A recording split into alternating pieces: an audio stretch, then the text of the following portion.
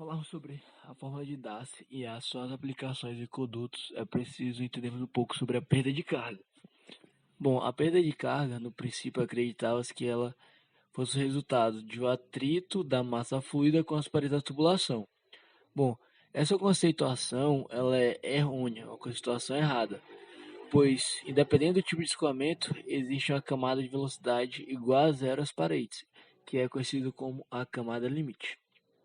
Bom, temos os tipos de escoamentos e no tipo de escoamento do regime laminar, a perda de carga deve ser unicamente a resistência oferecida pela camada mais lenta, àquela mais rápida que é adjacente. Ou seja, a energia hidráulica ela é transformada em trabalho na anulação da resistência oferecida pelo fluido nesse escoamento e em função da sua viscosidade.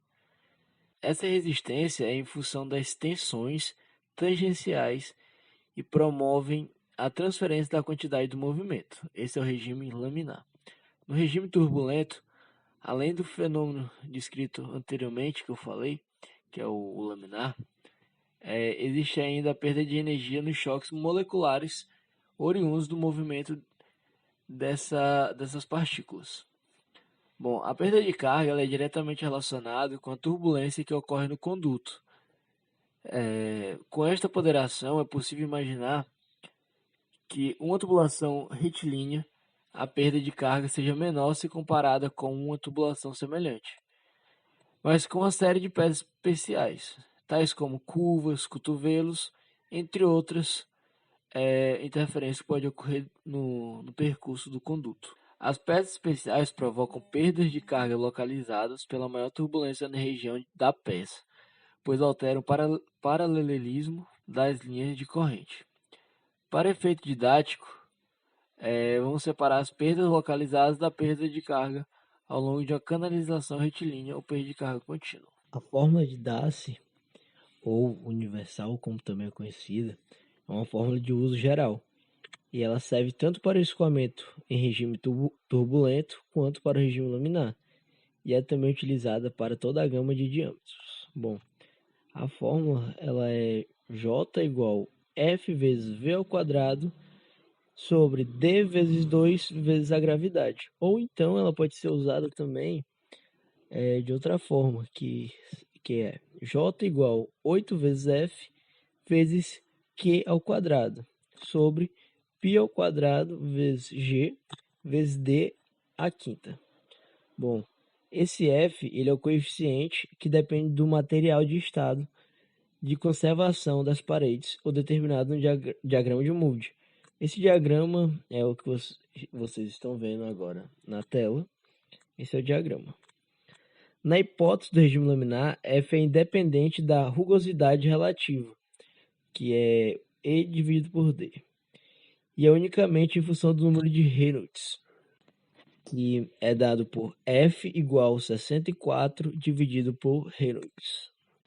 No regime turbulento, o valor de F ele é dependente do número de Reynolds e da rugosidade relativa, em se tratando da transição.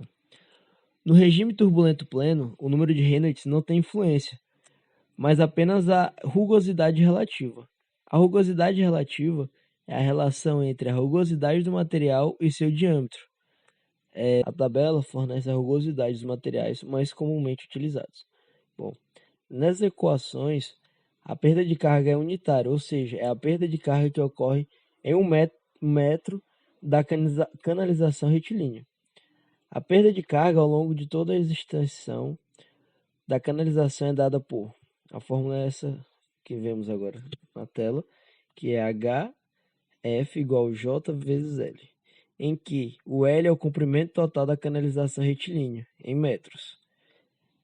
Todas as equações têm muito em comum, principalmente se forem tomadas aquelas que são apresentadas com o parâmetro da vazão. Para simplificar, vou generalizá-los por J igual beta vezes Qn dividido por dm, em que o beta vai ser igual a 10.641 sobre C elevado de 1,85 e n N vai ser igual a 1,85 e M vai ser igual a 4,87. Essa equação é para a equação de Hazen-Williams. E para a equação de Flammet, para condutos de plástico é beta igual a 0,000826, sendo que N é igual a 1,75 e M igual a 4,75. Para a equação de Darcy universal, utilizamos o beta igual a 8 vezes F sobre π ao quadrado vezes a gravidade, em que N vai ser igual a 2 e M igual a 5. Essa foi uma introdução sobre o que é a fórmula de Darcy e a sua utilização. Como falado anteriormente pelo Macaus, essa é a equação de Darcy-Weisbach, sendo ela HF é a perda de carga ao longo do comprimento do tubo, F o fator de atrito de Darcy-Weisbach, L o comprimento do tubo, V a velocidade do líquido no interior do tubo, D o diâmetro interno do tubo e G é a aceleração da gravidade do local. O que muda nessa equação seria o F, que ele depende do regime que você quer encontrar, que no caso tem o regime laminar, o turbulento liso, o turbulento intermediário e o turbulento rugoso. São essas as diferenças entre eles, onde o F é mudado. Olá, me chamo Bruno David, aluno de Engenharia Civil, e vim trazer um exemplo de perda de carga distribuída. No meu exemplo, podemos ver que existe uma tubulação de 10 metros, onde seu diâmetro é de 3,5 centímetros, com sua viscosidade de 10 elevado a menos sexta.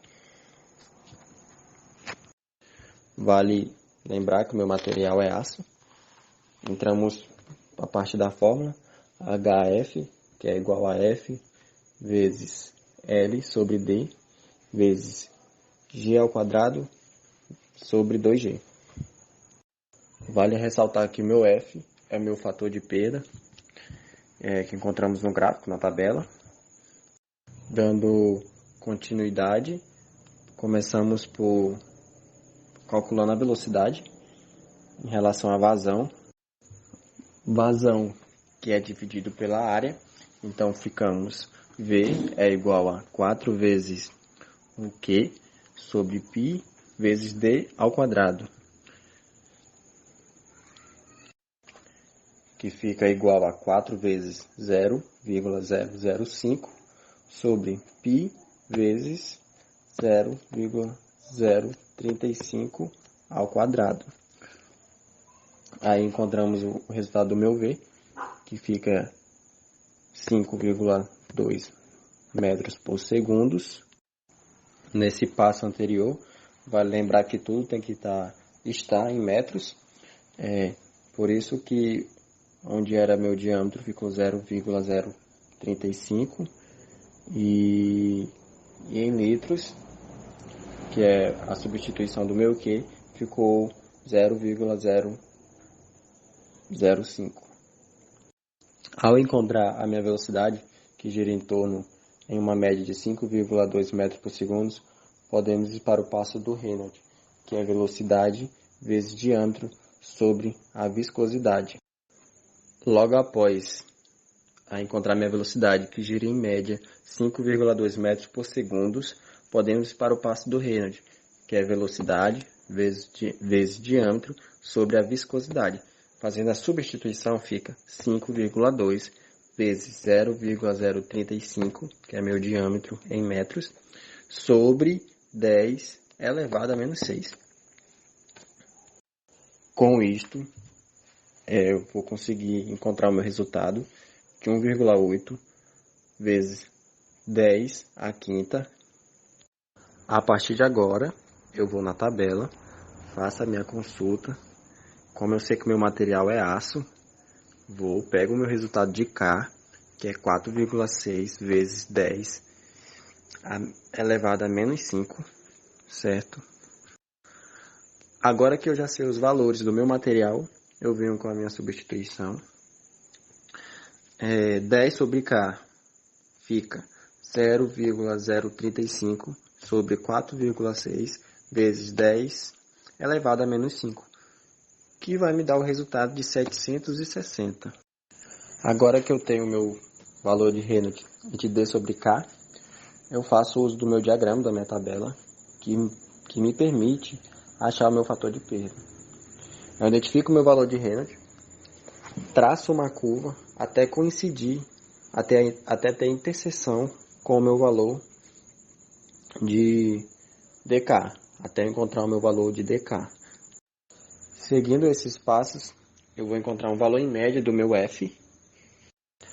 Encontrando o meu F, que gira em torno de 0,0215, eu vou para a fórmula HF, que é igual a 0,0215 vezes 10 sobre 0,035 vezes 5,2 ao quadrado sobre 2 vezes 10,